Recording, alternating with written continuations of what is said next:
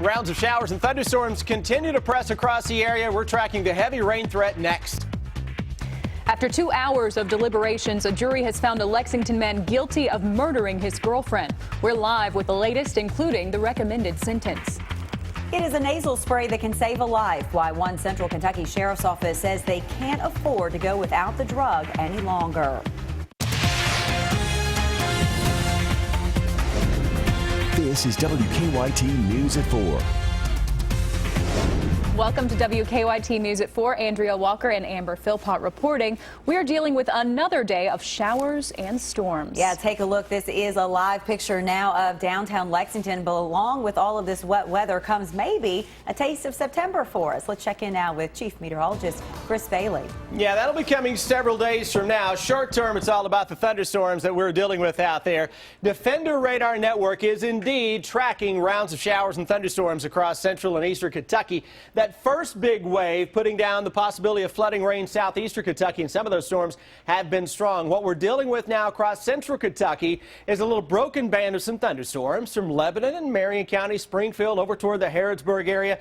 Danville, notice how we're getting in on some lightning strikes that are increasing just a bit. A little thunder and lightning to the east of Nicholasville over the past 15 minutes, with heavy rain producing showers and storms all across the Lexington metro. Parts of the metro today picking up greater than an inch of rain already. Some thunder and lightning northern parts of Bourbon County. That extends towards Cynthiana over into Fleming County. Parts of Rowan County getting in on the action earlier in the day. Strongest thunderstorms, at least right now, are hugging the Virginia border counties, where we have to watch for the possibility of some local high waters. Look at those storms lining up right on 119 out of Letcher County into Harlan County and down into Bell County. Some additional showers and storms will begin to fire up as the evening wears on. That future radar may be a little on the paltry side compared to what we're actually seeing right now, so it's underestimating what is out there. But a lot of this stuff will begin to wane later tonight and begin to dissipate, only to return tomorrow. We will track that and the all-important weekend forecast in a few.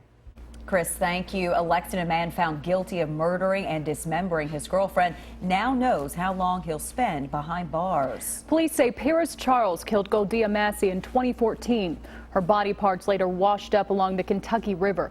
After 2 hours of deliberations, he was found guilty of murder and abuse of a corpse. Our Victor Puente is live outside the Fayette County Courthouse with the very latest on the recommended sentence. Victor?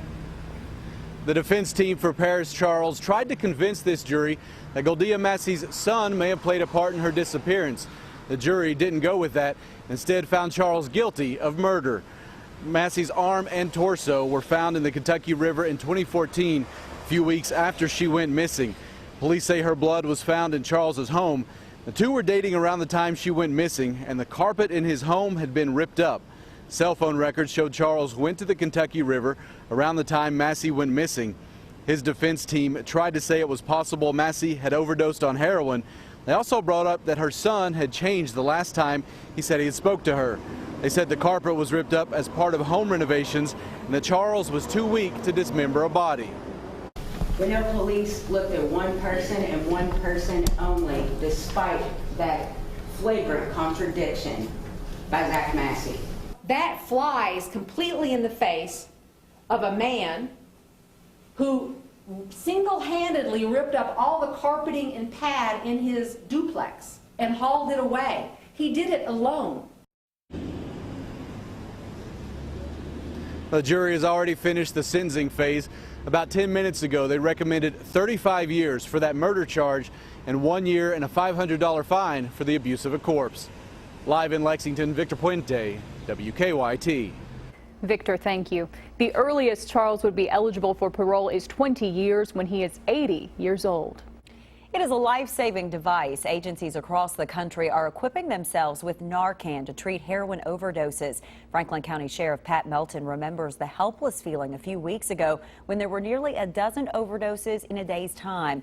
As heroin usage continues to rise in the Commonwealth, Franklin County Sheriff's deputies will carry the nasal spray just in case a 911 call leads them to a potentially deadly situation. It's a life. You know, people make bad choices, people make mistakes. It's a life. I'm not going to stand by and just watch somebody die because I don't do anything or because they're a junkie. They've got an addiction, they have a problem. Jail's not going to solve this. Jill won't solve this problem. Sheriff Melton says his office has been equipped with enough Narcan for a month and luckily has not had to use it. We'll have more on this story ahead for you on WKYT News at 5:30. Lexington city leaders will consider making changes to the permitting process for special events. This comes after a Luke Bryan concert at Talon Winery last fall caused massive traffic backups on Tates Creek Road. The winery was allowed to have the concert because a planning ruling allowed wineries to have special events without alerting city officials. According to our news partners at the Herald Leader, city leaders are looking at a proposal that would require a permit for any event that would draw at least 50 people and would require at least 2 city services. Any event that uses city streets or sidewalks would need a permit as well. We'll have more on the possible permit on WKYT News at 4:30. We're working on a number of other stories for you starting at 4:30 on WKYT. Sam Dick joins us now with a look at some of the news in progress. Sam? Good afternoon. An eastern Kentucky man is in jail today after police say he tore apart a cemetery. Police say that 35-year-old Charles Fowler had a fight with his father, then got drunk, went to the Russell Flat Cemetery, and started damaging headstones with a hammer. Police say he damaged the gravestones of his mother and other relatives. Fowler is charged with public intoxication and violating gravestones. We'll have more on the vandalism ahead on WKYT News at 5 o'clock. A group of firefighters returning to Kentucky today after spending the last 2 weeks fighting fires in Idaho. The 20 firefighters were battling the Pioneer Fire near Loman, Idaho. They got back to their base in Laurel County about 9 this morning. One firefighter from Lexington says it was a tough but rewarding 2 weeks of work. I think we all kind of like the challenge that comes along with it, and it's just it's sort of part of our culture and part of our careers, and there's those of us that really enjoy it, and that's kind of what we seek to do and help out any way that we can. The Forest Service says that some of the firefighters could be called back out as early as next week, and we'll have more on their return ahead on WKYT News at 4:30. A well-known community center in Lexington's East End neighborhood received an honor today. The Charles Young Center was added to the National Register of Historical Places. The Charles Young Center, named after Colonel Young, the first African-American with military rank, was built back in the 1930s and established to help those living in the East End neighborhood. Today's recognition of the building into the National Registry celebrates not only the building, but the significant work the center does for the community and its people. You'll hear from a member of the Charles Young Center Advisory Board about the honor on WKYT News at 6. That's a look at some of the news in progress. Andrea and Amber, back to you. Thank you, Sam. Now to some news making headlines across the nation at 4. Floodwaters have mostly receded in Baton Rouge, leaving behind massive property damage. At least 11 people have died from the historic floods and thousands are still in shelters. Don Champion has the latest from Baton Rouge. It's a common sight along once flooded streets of Baton Rouge. Mounds and mounds of debris outside of homes. Burnell Boudreau has been clearing out his home for a day now. Really, it hasn't hit me in a sense of how long it's going to take to get back together. Inside, 25 years of memories and belongings are in disarray. More than 40,000 homes here suffered damage in the flood. Even more troubling, because areas that had never flooded before were inundated, few residents had flood insurance. In the hard-hit area of East Baton Rouge, only about 1 in 8 residences and businesses are covered. In neighborhoods like this one in Baton Rouge, some homeowners are just now getting the chance to clean out their homes and start rebuilding their lives. Right here is like the kitchen. We found it just like this. Deidre Johnson considers herself one of the lucky ones. Her home was recently designated as being in a flood zone, so she was newly insured. I mean, I know it's material things and you can always get them back, but it crushes you because you feel like you're violated. 20 Louisiana parishes have now been declared federal disaster areas. Don Champion, CBS News, Baton Rouge, Louisiana.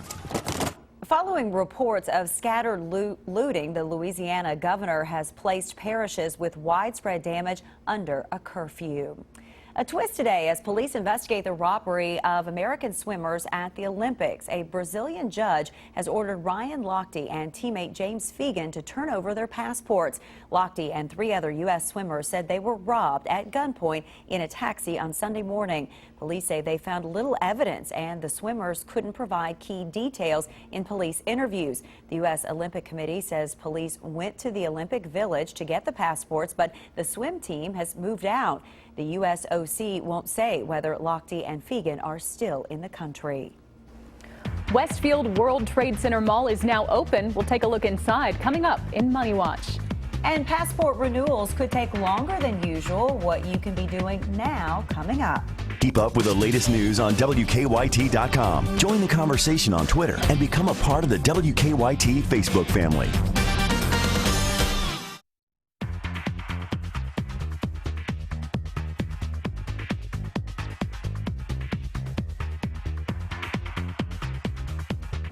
Welcome back. For the first time in nearly 15 years, shopping is once again part of the New York's World Trade Center.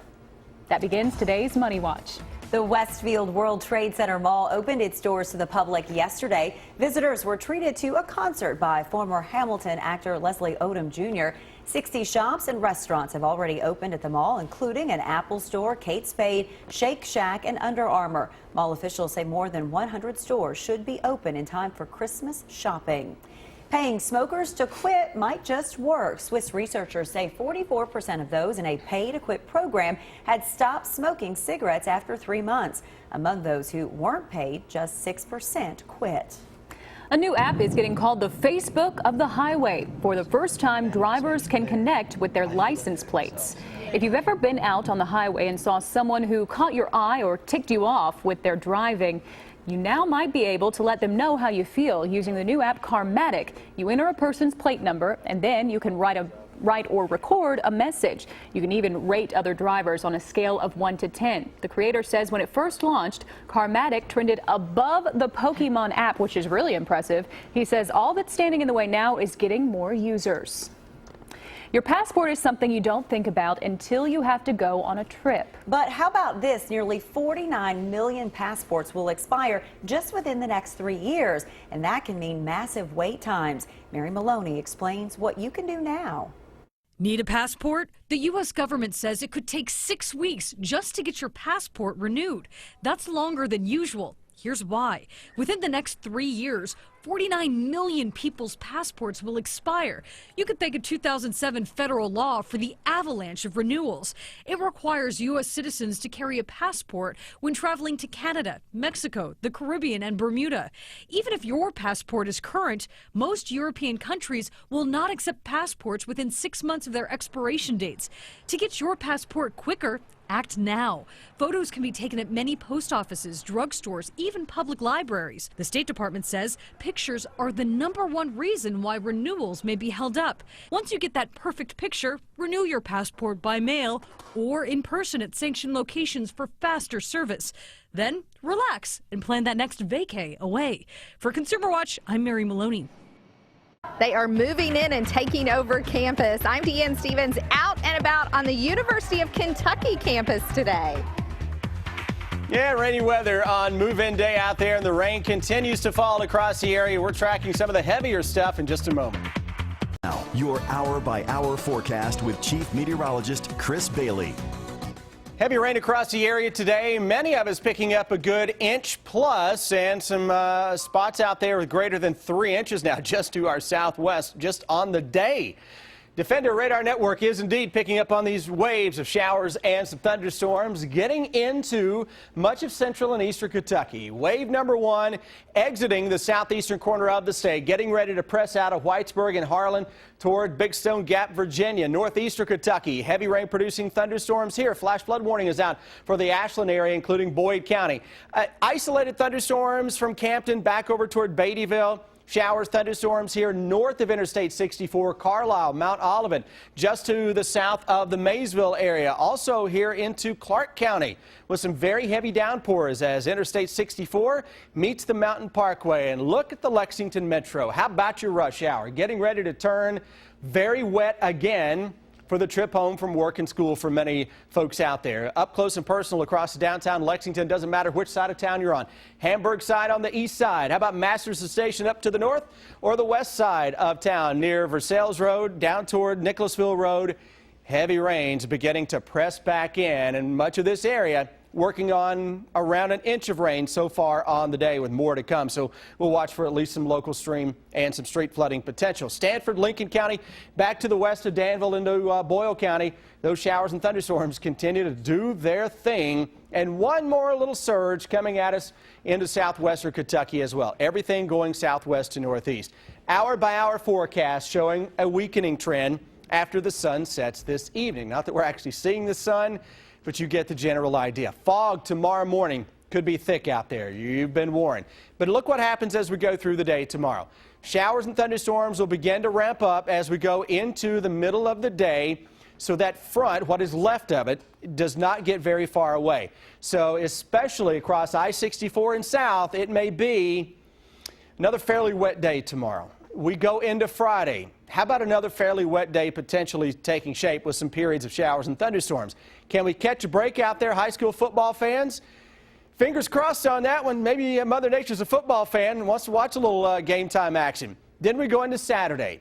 Showers and thunderstorms are back in the bluegrass state, and we'll watch late Saturday afternoon and evening for the possibility of some strong and severe thunderstorms. This same model that we're looking at as we go through the next few days. This one did very well yesterday, and pinpointing today's 1 inch plus rains suggests that we could pick up another inch or two, if not locally higher amounts, through 8 o'clock Saturday, with a little more to fall after that Saturday night into Sunday. It's a pattern that just keeps on giving. And we go toward the weekend, though. Look what happens as that front makes its way through here on Sunday. Temperatures drop into the upper 70s, and we are likely to hold into the upper 70s for highs into the first half of next week. Lows in the 50s, and right now it looks dry. Anything but dry on the roads, likely causing some mishaps out there. Here's Officer Don. We're dealing with a couple of problems right now, at least 2 accidents working currently. One's at New Circle, and this one's going to be at Georgetown. It's on the exit ramp. Another one at Cooper and Shenaway. Now, both are non-injury collisions, but significant slowdowns leaving downtown on South Lime, also cutting across there on Alumni. Drive times for now to Nicholasville, 13 minutes, Georgetown, 15, and Paris, 23. Now back to you in the studio.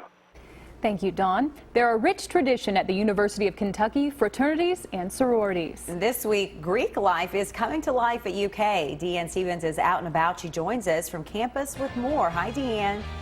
Hey, good afternoon, guys. We are here on the University of Kentucky campus where everything is hustle and bustle. All kinds of folks have been piling in. I understand this is like the third move-in day, but an important day for sororities. We have these beautiful girls, Marianne and Sarah, with us from Panhellenic Council. This is an exciting time on campus, isn't it? It's so exciting seeing all these beautiful women come to campus and go through formal recruitment. We're so excited. We've been planning all summer for it, so it's awesome to see all these girls out here. I understand Greek life is really growing around here. Talk a bit about that, and what does Greek life do for these girls and men? So Greek life is growing, so we have noticed that over the past couple of years our numbers have increased. It may not be a huge increase, but definitely an increase for sure. And Greek life does offer a lot to our members. We definitely have a very large focus on academics because, of course, that's why we're all here to begin with, and really very service-based as well. So philanthropy is something that's extremely important to us and our members, and each chapter has their own individual organization that they support, and our council also has one as well. So definitely very focused on those aspects, as well as our sisterhood, and for the men, brotherhood. I was going to say, talk about, because we pulled up and I hear the girls singing and dancing, and I'm like, this brings back memories. I want to go back to school. What it does for so many people. Now you guys are seeing, but for me, a few years down the road, what it does as far as networking and the people you get to know, and down the road, the benefits of it. Well, the networking is awesome. I mean, it's so fun to see like all the consultants coming to campus too. I know Lauren and I took them all around the houses yesterday, and they were like, wow, this is amazing to see what's changed since they've been at their schools and their campuses. And so it's been so fun to meet those women, because not only do you meet women in your own chapter and network through that, but just Greek life as a whole and other sorority members. So it's a great way to just continue connections after school. I love it. Very excited to be on the University of Kentucky campus today for recruitment. Now, things are not over until Sunday. Sunday is bid day. On Friday, they all officially become UK students. We'll have more on recruitment and the things happening here on campus when we return here at 4:50. I'm Deanne Stevens, out and about. Back to you guys. I don't know how her hair stays looking so good in the rain. A new study suggests that the longer a woman is overweight or obese, the more likely she is to get a certain disease. That's ahead in Better Living. And new research finds a link between chronic pain and depression. Tonight's Powerball jackpot is $94 million, and Friday night's Mega Millions jackpot is $61 million. Now it's time for Better Living, health, education, and consumer news that impacts your life. About 2 children every hour are injured in stroller and carrier accidents, according to a new study in academic pediatrics. Most injuries happen when a child falls from the stroller or carrier or the product tips over. Many are treated for bumps and bruises, but a growing number are being treated for concussions. A new study suggests the longer a woman is obese or overweight, the more likely she is to get cancer. The World Health Organization looked at 74,000 women. It found for every decade a woman is overweight or obese, her risk of obesity-related cancer goes up 7%. And new research finds a link between chronic pain and depression. Researchers in Scotland say both genetic factors and family environment increase the risk. And Victoria's Secret is switching gears from sexy lingerie to sexy sports bras. It's all part of a plan to boost slowing sales and cash in on the athleisure trend, wearing workout clothes all day long. Promotional videos show models hitting punching bags and jumping rope. The news is just now getting started. Here's Sam Dick and Amber Philpott with what we're working on at 4:30.